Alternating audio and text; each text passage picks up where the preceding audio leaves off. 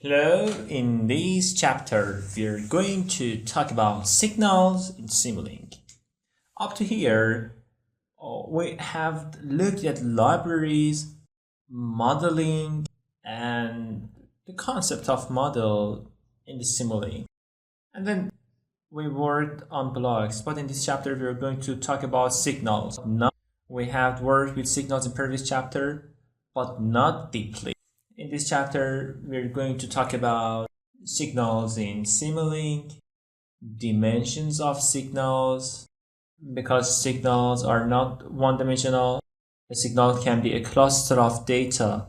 Also, we will work with blocks associated with signals, then changing some of signals features, types of signals, because we don't have just one type of signal, but there are different types of signals which cannot connect to other signals easily. Then recalling signals.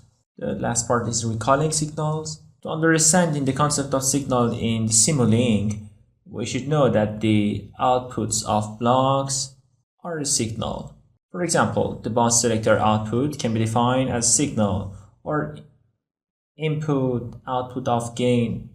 So we consider the inputs and outputs of these blocks in the Simulink as a signal. These signals do not have physical feature, but they are logical variables which we use them in the Simulink. Also, if we get a signal from constant, the signal can be recalled and used in any part of simulation, in any part of the simulation.